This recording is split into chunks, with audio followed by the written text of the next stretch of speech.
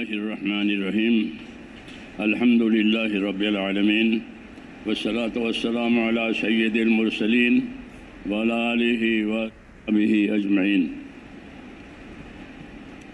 میرے بزرگوں اور پیارے بھائیوں،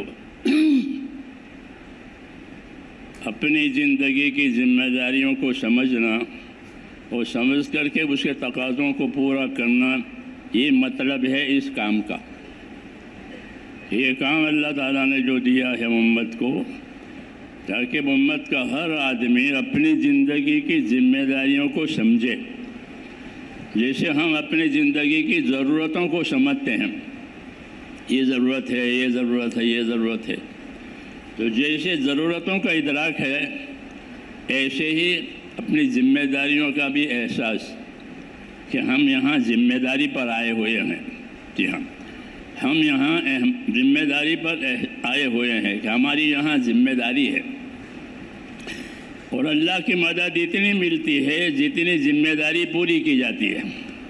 جی ہاں، المعونۃ علی قدر المعونہ، کہ اللہ کی مدد اتنی حاصل ہوگی کہ جتنی ذمہ داری پوری کی جائے گی۔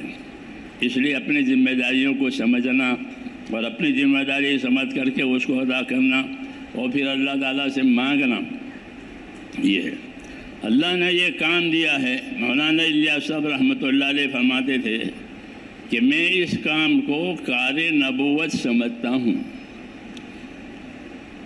کہ اس کام کو میں کار نبوت سمجھتا ہوں۔ ہاں، تو جب یہ کار نبوت دیا گیا ہے تو نبوت کے ساتھ جو فیض ہوگا وہ فیض بھی آئے گا، نبوت کے ساتھ جو مدد ہے وہ مدد بھی آئے گی۔ ہاں، کیوں کہ یہ کار نبوت دیا گیا ہے، اس لیے کہا کہ اللہ تعالیٰ سے امیدوار رہو۔ ابشروا وعملوا ما یسرکم، بشارتیں لو، بشارتیں لو، فضائل سنو اور اللہ سے امیدوار رہو۔ کہا کہ اللہ سے امیدوار رہو کہ اللہ تعالیٰ ایسے حالات پیدا کر دیں گے جو تمہیں خوش کر دیں گے۔ ابشروا وعملوا ما یسرکم، کہ اللہ ایسی حالات لاوے گا کہ وہ حالات تمہیں خوش کر دیں گے۔ اس لیے کہا اللہ سے امید رکھو۔ اس لیے ہدایت دی گئی ہے آپ صلی اللہ علیہ وسلم کی طرف سے کہ اللہ تعالیٰ کے ساتھ اچھا گمان رکھو۔ جابر بن عبداللہ فرماتے تھے رضی اللہ عنہ کہ آپ کے وفات سے پہلے 3 دن پہلے مجھے یہ بات ملی آپ سے کہ تمہاری موت اس حالت میں آوے کہ تمہارا گمان اپنے پروردگار کے ساتھ اچھا ہو۔ ہاں، یہ بات مجھے آپ صلی اللہ علیہ وسلم کی ملی آپ کی وفات سے پہلے کہ تمہاری موت اس حال میں آوے کہ تمہارا گمان اپنے پروردگار کے ساتھ اچھا ہو۔ اللہ نے اپنا ایک دستور بتایا، کتنا آسان دستور، کہ انا عند ظن عبدی بی۔ جی ہاں، انا عند ظن عبدی بی، میں بندے کے ساتھ وہ معاملہ کروں گا جیسا وہ مجھ سے گمان کرے گا۔ کتنا آسان ہے، ورنہ اللہ سے کوئی کام کرانا، جی ہاں، اسے مقبولیت چاہیے کہ نہیں، جو گمان وہ میرے ساتھ کرے گا ویسا معاملہ میری طرف سے ہوگا۔ تو اللہ نے ایک آسانی یہ بھی کر دی، اور حضور صلی اللہ علیہ وسلم نے یہ تعلیم دی کہ اپنے اللہ کے ساتھ اچھا گمان کرو۔ اس لیے دعوت کے اس کام میں محاسن ہیں، خوبیاں ہیں۔ فمن احسن قولا ممن دعا الی اللہ، کہ اس کے اندر محاسن ہے۔ اس لیے ان محاسنوں کو بھی اپنے اندر جمع کرنا ہے اور جوڑنا ہے۔ یہ کیا محاسن ہے؟ ایک حسن نیت، سب سے پہلے کیا کام کرے آدمی اور اپنی نیت میں حسن لاوے، کہ اپنی نیتوں کو اچھا بناوے۔ اپنی نیتوں کو کیسا بناوے؟ کہ اللہ کو راضی کرنا ہے، اللہ نے جو ذمہ داریاں دی ہیں وہ پوری کرنی ہے، اور اپنی آخرت اللہ تعالیٰ کو راضی کر کے بنوانی ہے۔ حسن نیت، یہ پہلی خوبی بھی ہے، پہلی شرط بھی ہے۔ پہلی خوبی بھی ہے اور پہلی شرط بھی ہے کہ کام کرنے والوں میں چاہے فرد ہو چاہے مجمع ہو، کہ ان کی نیت کے اندر حسن کہ حسن نیت کا مطلب یہ ہے کہ وہ اپنے کام سے اپنی کوئی غرض نہیں رکھتے، نہ نفس کی، نہ دنیا کی، نہ بڑے بننے کی، جی ہاں، نہ کوئی مالی، کچھ نہیں۔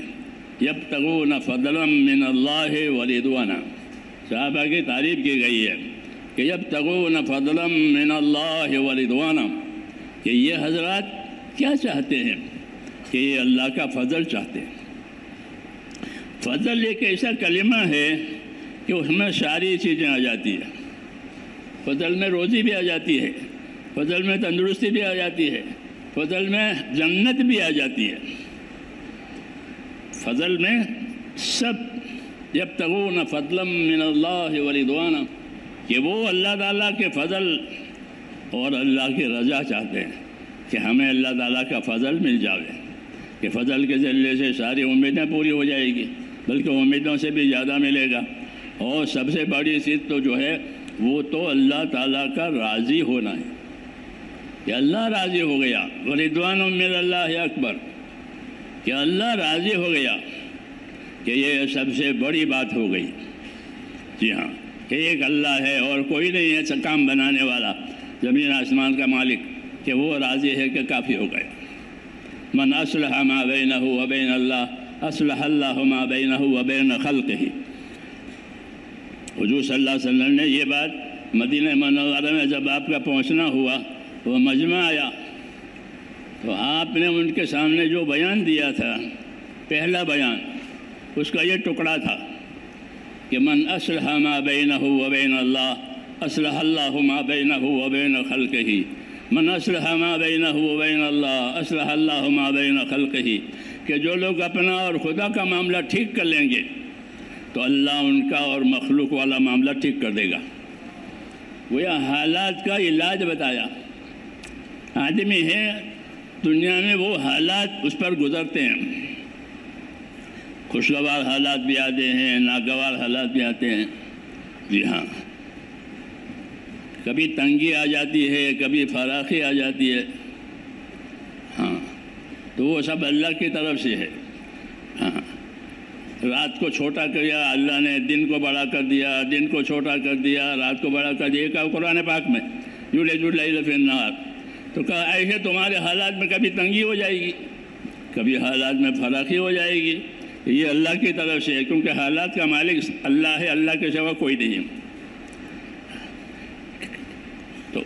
تو اس پر آپ نے یہ بات فرمائی ہے کہ من اصلح ما بینہ و بین اللہ اصلح اللہ ما بینہ و بین خلقہ، کہ جو لوگ اپنا اور خدا کا معاملہ صحیح کر لیں گے تو اللہ ان کا اور مخلوق والا معاملہ صحیح کر دے گا۔ آسان علاج، کیونکہ ایک کو راضی کرنا آسان ہے، سب کو راضی کرنا مشکل ہے۔ ایک اللہ ہے، اس کو راضی کر لو کہ باقی سب راضی ہو جائیں گے، اور ایک اللہ ہے کہ وہ ناراض ہے کہ باقی سب ناراض ہو جائیں گے۔ جی ہاں، تو اس لیے یہ دعوت دی ہے کہ ایک اللہ کو راضی کرنے کی پیروی کرو، کہ جب وہ راضی ہو جائیں گے کہ ساری مخلوق راضی ہو جائے گی۔ یہ آسان علاج بتایا۔ نبیوں کا یہی طریقہ ہوتا ہے کہ وہ اپنی امتوں کو، اپنی قوموں کو آسان سے آسان چیز بتاوے۔ ہاں، اللہ بھی آسانی پسند کرتے ہیں۔ یرید اللہ بکم اليسر ولا یرید بکم العسر، کہ اللہ کا ارادہ بھی تمہارے ساتھ آسانی کا ہے، اللہ کا ارادہ تمہارے ساتھ دشواری کا نہیں ہے، کہ دشواری کے ساتھ کام کو نبھانا آسان نہیں ہے، مشکل ہے۔ آسانی کے ساتھ تو کام ہوتا چلا جائے گا۔ اس لیے حضور صلی اللہ علیہ وسلم تعلیم دیتے تھے کہ آسانیاں پیدا کرو، بشرا ولا تعسرا، یسرا ولا تعسرا۔ معاذ بن جبل رضی اللہ عنہ اور ابو موسیٰ کو یمن بھیجا تھا تو ان کو یہ ہدایت دی تھی کہ لوگوں کے ساتھ آسانیاں کرو، لوگوں کے ساتھ دشواریاں نہ کرو، ایسا پہلو اختیار کرو کہ جس سے لوگوں میں عمل کرنے کے لیے آسانی پیدا ہو جاوے، ایسا پہلو نہ اختیار کرو کہ جس سے لوگوں کے اندر دشواریاں پیدا ہو جاوے۔ تو یہ کام کا اسلوب و طریقہ ہوتا ہے۔ ہاں، تو اس کام میں جس طرح اچھی نیت ایسے اچھا اسلوب، کہ آسان طریقہ اختیار کرو کہ جس کی وجہ سے سب کے لیے آسانی ہو جاوے، اس کو کہتے ہیں۔ اس لیے اس کام کی خوبیوں میں سے یہ ہے کہ ایک تو نیت میں حسن ہو، پھر دوسرے نمبر میں عمل کے اندر حسن ہو کہ اعمال اچھے سے اچھے کیے جائیں، کیونکہ ہماری یہ دعوت جو ہے وہ اعمال کی دعوت ہے، ورنہ ہم تو مسلمان ہیں، ہمارے عقائد بھی صحیح ہے، ہمارے عقائد بھی صحیح ہے، مسلمان ہیں، کوئی دوسری بات نہیں ہے۔ پھر کس بات کی بات ہو رہی ہے کہ ہم کو اعمال کی دعوت دی جا رہی ہے کہ اپنے اعمال کو صحیح بناؤ۔ اعمال کو صحیح بنانے کے لیے دو چیزیں ضروری ہے، ایک اتباع سنت اور ایک حسن نیت۔ ایک اتباع سنت اور ایک حسن نیت، کہ اپنی نیت میں حسن لاؤ۔ نیت کا حسن اللہ کو راضی کرنے سے ہوتا ہے کہ وہ نیت اچھی قرار دی جاتی ہے کہ جس سے اللہ تعالیٰ راضی ہو جائے، کہ میرا اللہ مجھ سے راضی ہو جائے، کہ اپنے اللہ کو راضی کرنے کے لیے اور کوئی چیز اندر نہ آوے۔ تو حسن نیت، اور دوسرا کہ اتباع سنت۔ اتباع سنت ہمارے کام کی یہی ترتیب ہے کہ ہماری اجتماعیت تو نصرت کے لیے ہو اور ہماری انفرادیت اتباع سنت پر ہو۔ یہ کام کی ترتیب ہے کہ ہماری اجتماعیت نصرت پر ہو، کیونکہ نصرت کرنا ایک آدمی کا کام نہیں ہے، نصرت کی ذمہ داری سب پر ہے۔ یا ایھا الذین آمنوا کونوا انصار اللہ، اے ایمان والو تم سارے کے سارے اللہ کے دین کے مددگار رہو۔ نصرت کا حکم وہ اجتماعی ہوگا، کیوں کہ ایک آدمی کا کام نہیں ہے کہ سب مل کر نصرت کریں گے، سب کی صلاحیتیں لگے گی اپنے اپنے حیثیت سے، تو سب کی صلاحیتوں کے مجموعے سے دین کو فروغ اور ترقی ہوگی۔ اس لیے نصرت کی مثال ایسی ہے جیسے زمین کو پانی دیا جاوے۔ نصر ینصر باب ہے، ایک تو اس کا متبادر معنی ہے مدد کرنا، لیکن اس کا اصلی معنی ہے نصر ینصر کا زمین کو پانی دینا۔ آپ المنجد دیکھیں گے تو المنجد میں آپ کو یہ ترجمہ ملے گا کہ نصر ینصر اے سقایت الارض، نصر ینصر سقایت الارض، یعنی زمین کو پانی دینا۔ زمین کو پانی ملنے سے کیا ہوتا ہے کہ زمین کی خیر کھل جاتی ہے۔ زمین کی خیر کھلنے کے لیے اللہ نے پانی کو رکھا ہے۔ اولم یر الذین کفروا ان السماوات والارض كانوا رتقا ففتقناهما وجعلنا من الماء كل شيء حي۔ یہ آیت کریمہ ہے کہ کافر دیکھتا نہیں ہے کہ آسمان بھی بند تھا، زمین بھی بند تھی، آسمان سے پانی نہیں آ رہا تھا اور زمین سے کوئی چیز اگ نہیں رہی تھی، پھر کیا کیا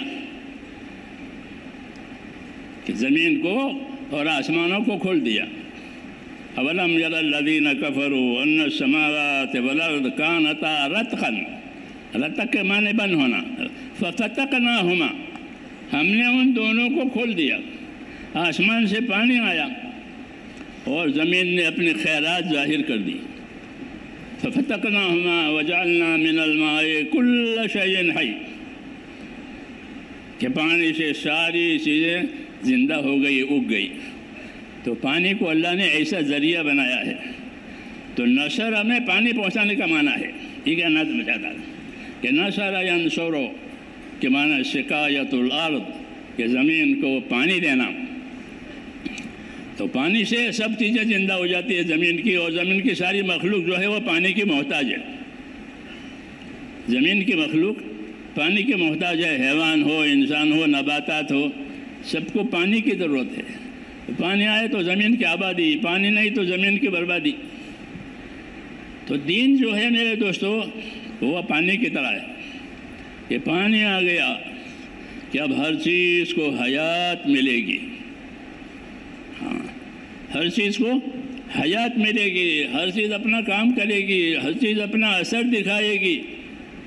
کیونکہ پانی آ گیا۔ رسول صلی اللہ علیہ وسلم اپنی بعثت کی مثال بھی پانی سے دیتے ہیں۔ ہاں، کہ میری بعثت ایسی ہے جیسے آسمان سے پانی آ جاوے۔ ہاں، تو یہ پانی ہے، تو نصرت کے معنی ہوتے ہیں کہ پانی دینا۔ سقایۃ الارض کہ زمین کو پانی مل گیا تو زمین کے خیرات وجود میں آ گئی ہے۔ اس لیے اللہ تعالیٰ نے امت کے ذمے نصرت کی ذمہ داری رکھی ہے۔ دو ذمہ داریاں تھیں، ایک ہجرت کی، ایک نصرت کی۔ یہ دو ذمہ داریاں تھیں دین کو ترقی کے لیے، لیکن ہجرت کے اسباب ختم ہو گئے کہ مکہ معظمہ فتح ہو گیا۔ ہاں، تو اب جب وہیں سے دشواری تھی اس لیے وہاں سے ہجرت کرنی پڑی تھی۔ جب وہ فتح ہو گیا تو فرمایا لا ہجرت بعد الفتح، اب فتح کے بعد اب ہجرت نہیں ہے، اب راستہ کھل گیا ہے۔ جی ہاں، مکے میں بھی مدینہ بھی، تو لا ہجرت بعد الفتح ولکن جہاد و نیت، یہ فرمایا۔ لیکن دو باتیں ابھی بھی امت پہ باقی رہے گی۔ ایک بات یہ باقی رہے گی کہ یہ امت اپنی محنت کے ساتھ زندگی گزارے، دین کی محنت کے ساتھ اپنی زندگی گزارے اور دین کی محنت کی نیت کے ساتھ رہے، ولیکن جہاد و نیہ، کہ نیت رکھے کہ جو تقاضے آئیں گے، جو حکم آئے گا اللہ تعالیٰ کی طرف سے، ہم اس کے لیے تیار ہیں۔ ہاں، ایک نیت کی دعوت دی ہے کہ نیت کے ساتھ تیار رہو۔ جب آدمی پہلے سے نیت کرا ہوا ہوتا ہے تو اس پر زیادہ بوجھ نہیں پڑتا۔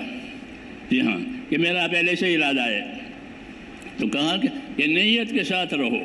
ہاں، کیونکہ قیامت میں ہر آدمی اپنی نیتوں پر اٹھے گا کہ کس نیت کو لے کر مرا ہے، کیا کیا نیتیں تھیں۔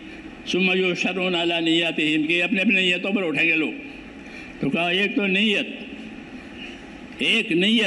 اور ایک محنت، ولیکن جہاد و نیہ فَإِذَا اسْتُنْفِرْتُمْ فَانْفِرُوا، کہا فَإِذَا اسْتُنْفِرْتُمْ فَانْفِرُوا، پھر جب تمہیں نفر کی اور سفر کی دعوت دی جائے، چلنے کی اللہ کے راستے میں، تو پھر چل پڑو، تیار ہو جاؤ، کیونکہ نیت پہلے سے تیار رکھی تھی۔ تو یہ نصرت کے اسباب کہلاتے ہیں کہ اپنے دین کی مدد کرنا ہے، اور مدد کا مطلب یہی کہ جیسے اس کو پانی دینا ہے۔ جب دین کی نصرت ہوگی تو تقاضے پورے ہو جائیں گے۔ ہاں، تقاضے پورے ہو جائیں گے، کیوں کہ نصرت ہو رہی ہے، مدد ہو رہی ہے۔ دوسرا فائدہ یہ ہوگا کہ صلاحیتیں حق پر آئے گی۔ اللہ تعالیٰ نے اس امت میں بہت صلاحیتیں رکھی ہیں۔ حدیث پاک میں ہے کہ الناس معادن کمعادن الذهب والفضہ، کہ لوگ اپنی جگہ ایسے قیمتی ہیں جیسے سونے چاندی کی کانیں ہوتی ہے۔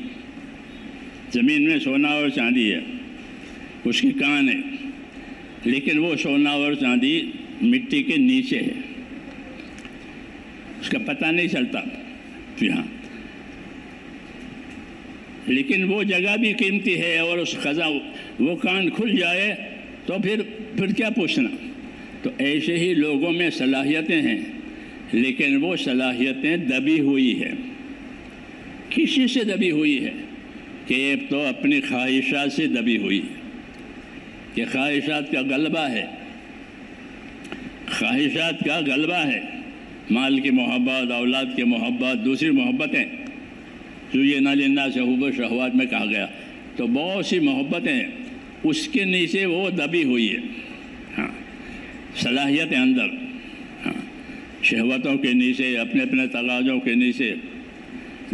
اس لیے جب نبی آتا ہے تو وہ ان صلاحیتوں کو اجاگر کرتا ہے کہ وہ صلاحیتیں باہر آوے۔ ہاں، کیونکہ ایک ایک آدمی قیمتی ہے۔ الناس معادن کمعادن الذهب والفضہ، کہ لوگ اپنی جگہ ایسے قیمتی ہیں جیسے سونے چاندی کی کانیں ہوتی ہے۔ تو وہ سونا چاندی زمین کے اندر ہے، تو اس کو نکالا جاتا ہے، اس کو بازار میں لایا جاتا ہے، اس کی صفائی دھلائی ہوتی ہے، پھر اس کو بھاؤ دیا جاتا ہے۔ سونے کا آج یہ بھاؤ ہے، چاندی کا یہ بھاؤ ہے، ہر چیز کی قیمت ہوتی ہے۔ ایسے ہی صلاحیتیں کہ اپنے ماحول کے نیچے دبی ہوئی ہوتی ہے یا اپنے خواہشات کے نیچے دبی ہوئی ہوتی ہے، تو نبی آ کر کے اس صلاحیتوں کو نکالتا ہے۔ لِتُخْرِجَ النَّاسَ مِنَ الظُّلُمَاتِ إِلَى النُّورِ، تاکہ آپ لوگوں کو اندھیروں میں سے نور پر لائیں۔ اندھیرے کفر کے بھی ہوتے ہیں، اندھیرے خواہشات کے بھی ہوتے ہیں، معصیت کے بھی ہوتے ہیں، اندھیرے ان چیزوں کے ہوتے ہیں، کفر کے ہوتے ہیں۔ سب سے بڑا اندھیرا تو وہی ہے۔ پھر اس کے بعد معصیت ہے، جی ہاں معصیتیں ہیں، تقصیرات ہیں کہ ان کی وجہ سے اندھیرے ہو جاتے ہیں۔ پھر جب وہ تو اس میں سے نکلو، ان اندھیریوں میں سے نکلو کہ کہاں، کہ اللہ کے حکموں کی طرف۔ حیات الصحابہ حضرت رحمۃ اللہ نے لکھی ہے۔ ہماری کم نصیبی ہے کہ اب اس سے فائدہ اٹھایا نہیں جا رہا ہے، جی ہاں اب اس سے فائدہ ساتھی نہیں اٹھا رہے۔ ورنہ حضرت فرماتے تھے کہ مجھے جو کچھ کہنا تھا میں اس کتاب میں اس کو کہہ چکا ہوں کہ امت سے کیا کہنا ہے۔ ہاں تو اس حیات الصحابہ میں پورا ایک باب ہے۔ کیا باب ہے وہ؟ کہ خروج الصحابہ عن الشہوت، کہ صحابہ کا اپنے اپنی خواہشوں میں سے، اپنے اپنے ماحول میں سے نکلنا، کہ جب تک یہ اپنے ماحول میں سے نہیں نکلے گا کیسے کام کرے گا؟ ہاں کوئی تو ڈوبا ہوا ہے۔ اس لیے نبی آتا ہے، نبی کی دعوت آتی ہے تو لوگوں کو ان کے خواہشات کے ماحول میں سے، تقصیرات کے ماحول میں سے نکالتا ہے۔ مولانا علیہ صاحب اپنے کام کے بارے میں فرماتے تھے کہ میرا یہ کام ذرے ثقیل کا کام کرے گا۔ ان کے کلمات ہوتے تھے کہ میرا یہ کام ذرے ثقیل کا کام کرے گا۔ ذرے ثقیل سے مراد یہ ہے کوئی وزنی بھاری چیز پانی میں ڈوب کے نیچے بہ گئی ہے، نیچے پہنچ گئی، اب اس کو باہر لانا ہے۔ ذرے ثقیل بھاری چیز کو نیچے اوپر لانا۔ تو پہلے زمانے میں تو یہ مشینیں نہیں تھی، کرین وغیرہ، تو گریریوں سے وہ کام لیتے تھے۔ جیسے کنویں پہ گریری ہوتی ہے نا، گریری اور ریشم کے ڈورے، ریشم کے ڈورے ٹوٹتے نہیں ہیں، ریشم ٹوٹتا نہیں ہے۔ تو اب کوئی چیز نیچے بیٹھ گئی ہے تو ریشم کے ڈورے میں کنڈا لگایا اور گوتا دینے والا اندر گیا، ہاں پھر اس کنڈے کو اس چیز سے لگاتا ہے اور پھر وہ گریری سے اس کو کھینچتے ہیں۔ یہ مثال دیتے تھے کہ میرا یہ کام ذرے ثقیل کا کام کرے گا، کہ کوئی بھاری چیز بیٹھ گئی ہے، اب اس کو نیچے سے اوپر لانا ہے۔ تو جیسے وہ ترتیب سے نیچے سے وہ اوپر آ جاتی ہے، کہ ایسے ہی لوگ اپنے اپنی خواہشوں میں، اپنے اپنے ماحول میں یہ نیچے تلے گئے۔ اب ان کو اوپر لانے کے لیے، کہ ان کو اوپر لانے کے لیے یہ کام ہے کہ جو تو وہ اپنی خواہشات میں سے، اپنے ماحول میں سے یہ اوپر آئیں گے۔ ہاں اس لیے اس میں لگنا ضروری ہے، ورنہ اوپر نہیں آئے گا، وہ نیچے چلا جائے گا۔ ورنہ اس کام میں بڑی تاثیر ہے، جی ہاں اس کام میں بڑی تاثیر ہے، بڑی طاقت ہے۔ اس کو کار نبوت کہتے ہیں۔ وہ نبی کے ساتھ اللہ کی نصرت ہوتی ہے۔ جی ہاں، اِنَّا لَنَنصُرُ رُسُلَنَا، اللہ نے کہا اِنَّا لَنَنصُرُ رُسُلَنَا وَالَّذِينَ آمَنُوا، اور دوسرے نمبر میں کہ دوسرے نمبر میں ہماری نصرت ایمان والوں کے ساتھ ہے۔ پہلے نمبر میں نصرت نبیوں کے ساتھ ہوتی ہے، دوسرے نمبر میں نصرت جو ہوتی ہے وہ انبیاء کے، وہ مومنین کے ساتھ ہوتی ہے۔ تو اللہ کی نصرت اور مدد ایمان والوں کے ساتھ ہے، اس لیے وہ اللہ کی مدد سے اپنے کام میں اور اپنے مقصد میں کامیاب ہو جائیں گے۔ اس لیے اصل تو نصرت اللہ کی ہے، وَمَا النَّصْرُ إِلَّا مِنْ عِنْدِ اللَّهِ، کہ اصل تو نصرت اور مدد اللہ تعالیٰ کی طرف سے ہوگی، اور اس کے اسباب میں سے یہ سبب ہے کہ یہ کام دین کا، ذمہ داریوں کا دیا گیا ہے۔ اس کام میں جتنی صلاحیتیں لگے گی اتنی مدد آئے گی۔ ان تنصروا اللہ ینصرکم ویثبت اقدامکم، کہ اگر تم اللہ کے دین کے مددگار رہو گے تو اللہ تمہاری مدد کرے گا اور تمہارے قدموں کو اپنے اس مقصد پر اللہ جمائے گا۔ اس لیے ہمارے ذمے ہیں ایک تو اپنے دین کی مدد کرنا، اس کو نصرت کہتے ہیں، اس کو نصرت کہتے ہیں کہ ہجرت کے بعد بڑا عمل وہ نصرت کا عمل ہے۔ حضور فرماتے ہجرت نہ ہوتی تو میں بھی انصاری ہوتا، ہجرت نہ ہوتی تو میں بھی انصاری ہوتا، چونکہ ہجرت فرض ہو گئی اس لیے آپ مہاجرین میں ہیں۔ جی ہاں، فرمایا ہجرت نہ ہوتی تو میں بھی انصاری ہوتا۔ تو نصرت کا عمل عظیم عمل ہے کہ نصرت کی وجہ سے راستے کھلتے ہیں، نصرت کی وجہ سے مددیں آتی ہیں۔ ہاں، نصرت کی مثال جیسا میں نے عرض کیا کہ جیسے پانی آ گیا کہ پانی سے اللہ ہر چیز کو زندہ کرتے ہیں۔ اس لیے امت کے ذمے ایک استقامت ہے اور ایک نصرت ہے، یہ دو کام امت کے ذمے ہیں۔ استقامت کا تعلق اپنی ذاتی زندگی سے ہے، استقامت کا تعلق اپنی ذاتی زندگی سے ہے کہ ہر آدمی اپنی ذاتی زندگی میں اپنے دین پر استقامت کے ساتھ رہے، کیونکہ ہر ایک کی حالت الگ الگ ہے۔ جی ہاں، صلاحیتیں بھی الگ الگ ہیں، اس لیے سب کو ایک بات نہیں کی جائے گی بلکہ ان کے حال کے حساب سے وہ کام کریں گے۔ تو ہمارے ذمے میرے دوستو ایک کام یہ ہے کہ اپنے دین پر استقامت کے ساتھ چلیں، ہاں، پابند ہو کر کے رہیں۔ ایسا نہیں کہ شروع کیا چھوڑ دیا، چلے اور بیٹھ گئے کہ نہیں، پابندی کے ساتھ کرو۔ فاستقم کما امرت ومن تاب معک، حکم ہے یہ کہ فاستقم کما امرت ومن تاب معک، کہ اے نبی آپ بھی قائم رہیے استقامت کے ساتھ۔ کس بات پر؟ جس بات کا آپ کو حکم ملے، جس بات کا آپ کو حکم ملے آپ اس پر پابند رہیے، اور جو آپ پر ایمان لائے ہیں کفر سے توبہ کر کے وہ بھی پابند رہے۔ یہ حکم ہے کہ استقامت کا حکم نبی کو بھی ہے، استقامت کا حکم امت کو بھی ہے کہ وہ اپنے دین کے پابند رہیں۔ استقامت اس لیے بھی ضروری ہے، یہ تو حکم تو ہے ہی کہ پابندی استقامت کرو، اور استقامت اس لیے بھی ضروری ہے کہ اللہ نے دنیا کو حالات کا گھر بنایا ہے۔ یہاں حالات آتے ہیں انسانوں پر، جیسے دن چھوٹے رات بڑی رات چھوٹی، یہ حالات آتے ہیں اوپر سے۔ ایسے ہی ان کی زندگیوں میں کبھی تنگی آ جائے گی، دشواریاں پیدا ہوگی، مصیبتیں ہوگی، اور کبھی راحت ہوگی، فراخی ہوئی۔ جی ہاں، تو یہ ان پر حالات آتے ہیں۔ تو اب مسئلہ یہ ہے کہ حالات کے حساب سے زندگی گزارے یا حکم کے حساب سے زندگی گزارے۔ تو ہم کو یہ حکم ہے کہ حالات کے حساب سے زندگی نہیں گزارنا ہے بلکہ حکم کے حساب سے زندگی گزارنا ہے۔ ہاں، کہ بھئی ہمارا حال اچھا نہیں، ایسا نہیں کرتے، کہنا ایسا نہیں، حال بدلتا رہتا ہے، حال اسی کو کہتے ہیں جو بدلے۔ ہاں، تو حال پر چلنا ہمارا مذہب نہیں ہے، حکم پر چلنا ہمارا مذہب ہے۔ ہم حال کے تابع نہیں ہیں۔ دنیا کے لوگ حال کے تابع ہوتے ہیں کہ بھئی چھٹی گرمی ہے کہ چھٹی کر دو، تو گرمیوں میں چھٹی ہو جاتی ہے۔ جہاں سردیاں ہوتی ہیں بہت، وہ سردی میں چھوڑ دیتے ہیں کام، کہ سردی ہے کام چھوڑ دو۔ ہاں، یہ سردی کی چھٹیاں ہیں یا گرمی کی چھٹیاں وغیرہ وغیرہ۔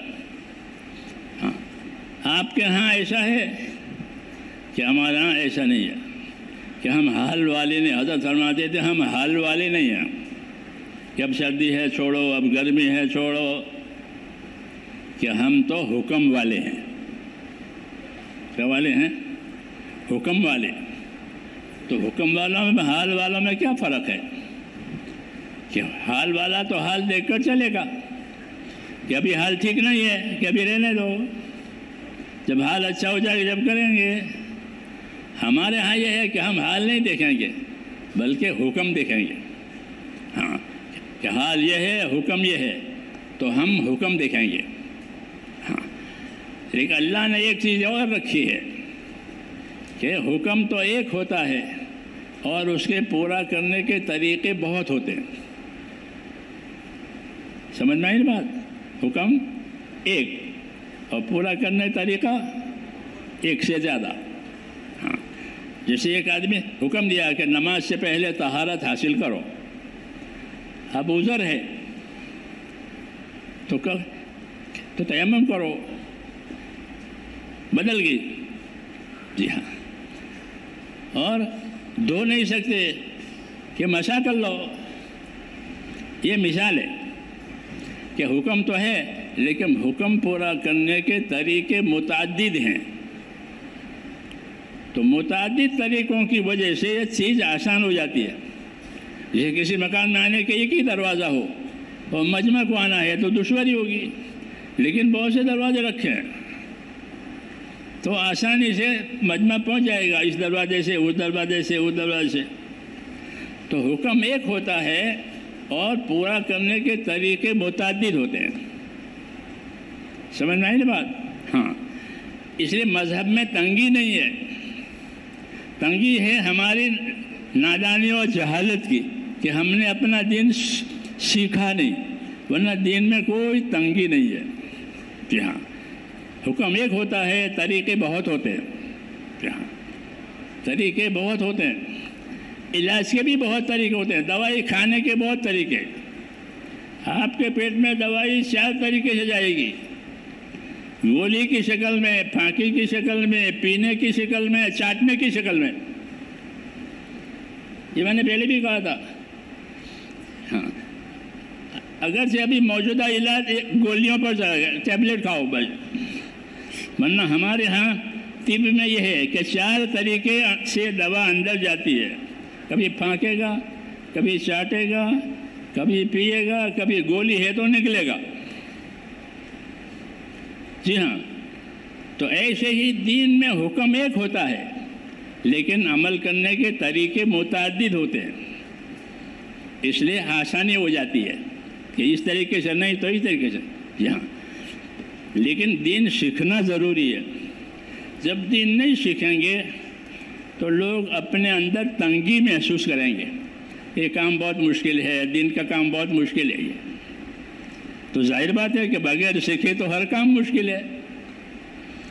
بغیر سیکھے وہ تو ہر کام مشکل ہے. اس لیے حکم دیا ہے ہم کو کہ اپنا دین سیکھو، اپنا دین سیکھو. تعلیم نبوت کے کاموں میں سے جس طرح ایک عمل دعوت ہے، دوسرا عمل تعلیم ہے. سیکھنا، سکھانا، سمجھنا، سمجھانا. ہاں، تاکہ سیکھے، سمجھے اور سیکھ سمجھ کر کرے تو وہ کام آسان ہو جاتا ہے. اس لیے مذہب میں اور دین میں جس طرح دعوت ہے، یعنی لوگوں کو اللہ کی طرف متوجہ کرنا ہے، اور جب متوجہ ہو جاتے ہیں دعوت کے ذریعے سے تو ان کے لیے تعلیم ہے. حضور فرماتے مجھے اللہ نے معلم بنا کر بھیجا ہے، مجھے اللہ نے داعی بنا کر بھیجا ہے. ہادی تو اللہ ہے، وہ ہدایت دے گا. مجھے داعی بنایا ہے، مجھے معلم بنایا ہے. تو ہمارا بھی یہی کام ہے کہ ہادی اور ہدایت دینے والا تو اللہ. جی ہاں، جس کو اللہ ہدایت دے وہ ہدایت پر ہوگا. تو ہدایت تو اللہ نے اپنے ہاتھ میں رکھی ہے، لیکن دعوت اور دعوت کے بعد تعلیم، یعنی اللہ کی طرف بلانا، اور جب آ جائیں تو ان کو سکھانا، ان کو بتانا کہ یہ ہمارے ذمہ ہے، دعوت اور تعلیم، کہ اس کے ذریعے سے زندگی کا مقصد جو دین ہے وہ حاصل ہو جاتا ہے. تو یہ ہماری ذمہ داریاں ہیں.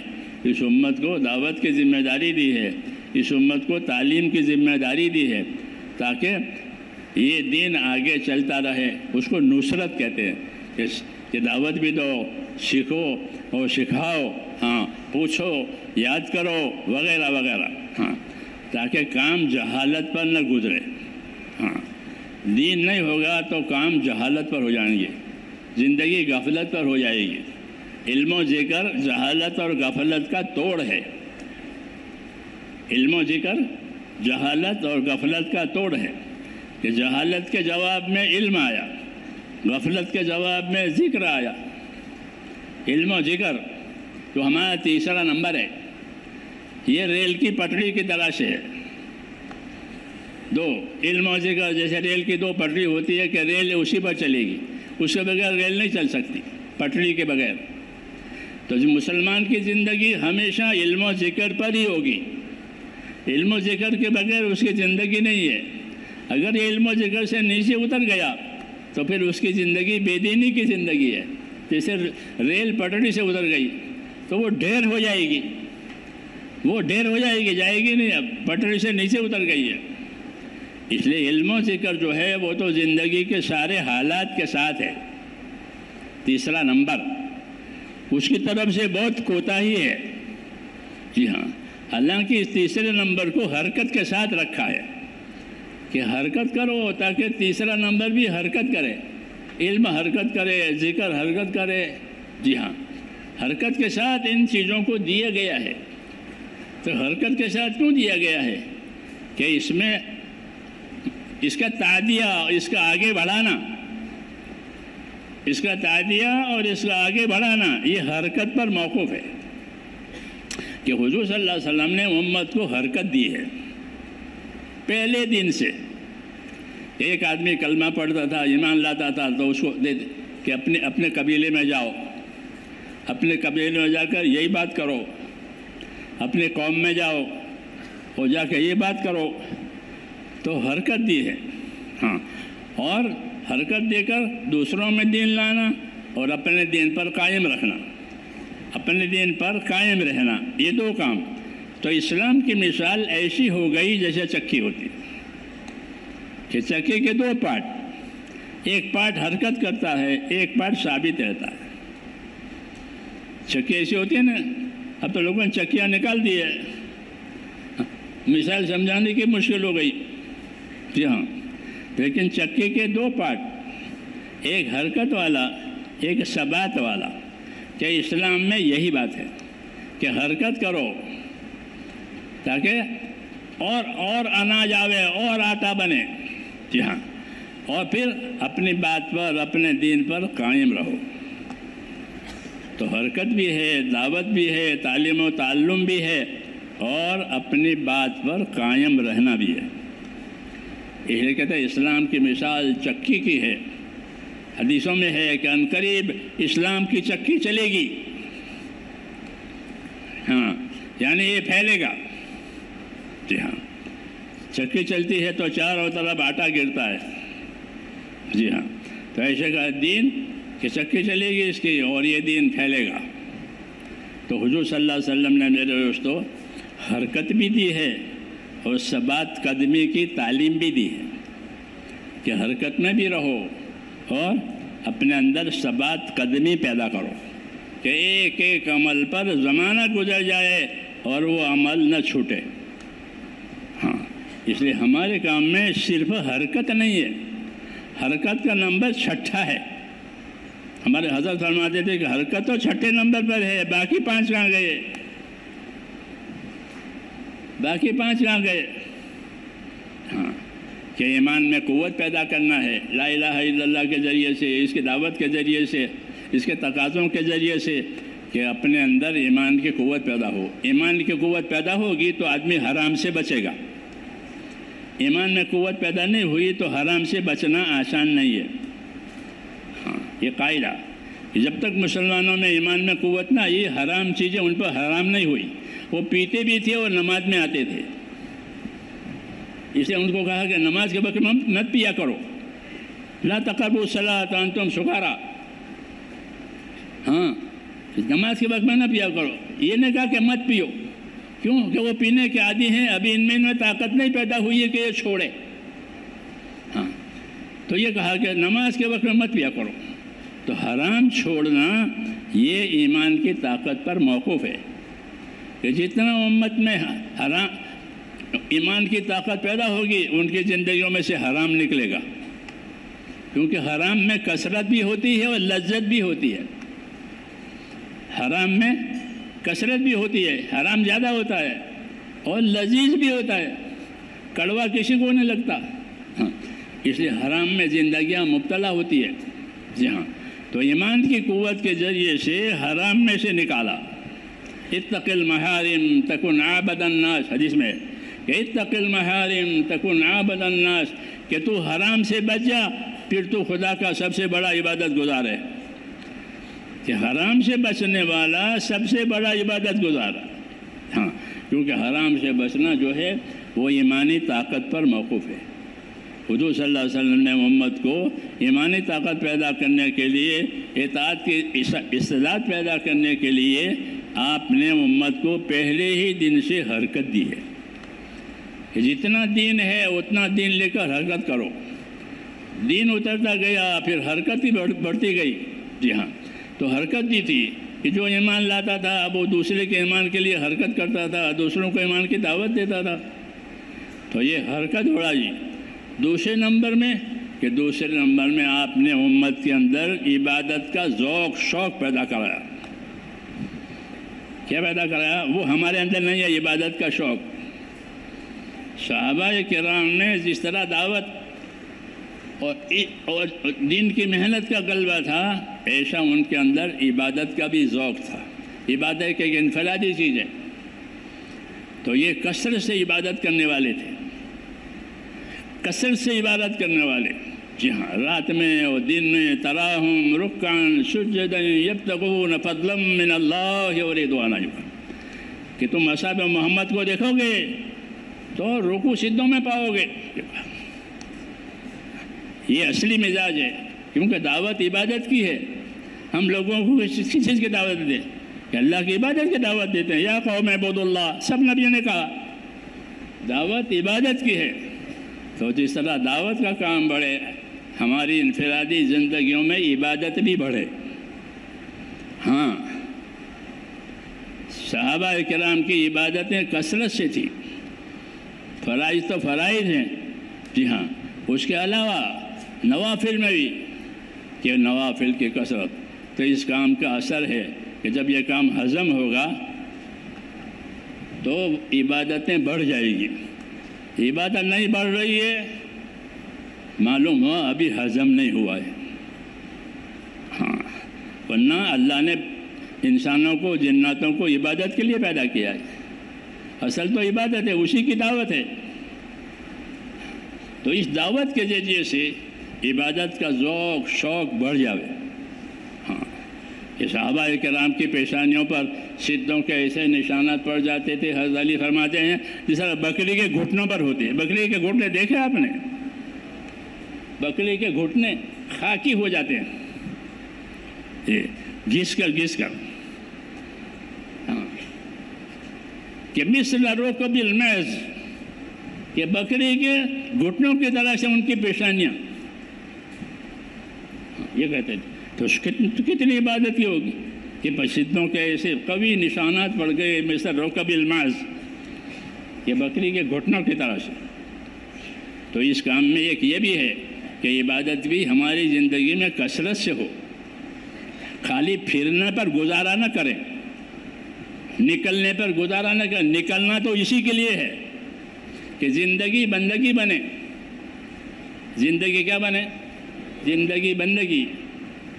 ہاں، کہ زندگی بے بندگی شرمندگی، زندگی بابندگی خورشندگی، کہ زندگی بندگی کے ساتھ کہ پھر خوش رہو۔ جی ہاں، اور زندگی بے بندگی شرمندگی، کہ زندگی بغیر بندگی کے کہ شرمندہ ہونا پڑے گا، پچھتانا پڑے گا۔ کیوں؟ کہ اصل عبادت کے لیے ہی پیدا کیا ہے کہ زندگیوں کا تعلق اللہ تعالیٰ کے ساتھ ہو اور عبادت کا تعلق ہو۔ اس لیے اس کام کے اثرات میں سے یہ ہیں کہ جب یہ کام ہے تو عبادتیں انفرادی بڑھ جائے گی، مال بھی، صدقہ بھی۔ صحابہ کرام کی جماعتوں میں ایسے لوگ ملتے ہیں جو مزدوری کر کے، مال کما کر صدقہ دیتے تھے، مزدوری کرتے تھے، اس میں مال آتا تھا تو اس میں سے صدقہ دیتے تھے۔ یہ مزدوری کیوں؟ کہ صدقہ کرنے کے لیے، کہ صدقہ اللہ کی عبادت ہے، صدقہ مالی عبادت ہے۔ تو مالی عبادت کے لیے پیسے نہیں ہیں تو مزدوری کر کے مال کمایا اور اس میں سے اپنا گزارا بھی کیا اور صدقہ بھی کیا۔ یہ عبادت کا مزاج بننے کی باتیں ہیں کہ ان کا عبادت کا مزاج بنا۔ تو یہی طریقہ ہے کہ اس دعوت کے ذریعے سے عبادت کی کثرت ہو جاوے۔ یہ نہیں کہ دو سنت وطر پڑھ کر آ جاؤ بھائی، یہ کرتے ہیں۔ ہاں،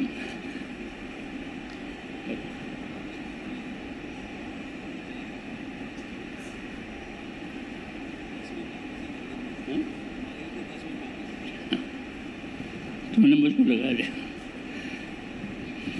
یہ کہہ رہے ہیں مغرب میں تیاری ہے تو ہم بھی تیاری کریں اور کیا کریں. بہرحال یہ کام ہے کہ اس کام میں محنت بھی کرنی ہے, اپنی ذمہ داری بھی پوری کرنی ہے اور اللہ سے دعا بھی مانگنی ہے. جی ہاں, کہ اللہ نے دعا ماننے کا بھی حکم دیا ہے, عمل کرنے کا بھی حکم دیا ہے, تو عمل بھی ہے. اللہ تعالیٰ آپ حضرات کو قبول فرماوے کہ آپ حضرات ماشاءاللہ لگے ہوئے ہیں. جی ہاں, اور چلے جا رہے ہیں ترقی کرتے ہوئے. اللہ اس میں اور ترقی عطا فرماوے, اخلاص عطا فرماوے, اور آخر تک اللہ تعالیٰ ہم کو قائم رکھے اور خاتمہ بالخیر فرماوے. درود شریف پڑھ لو.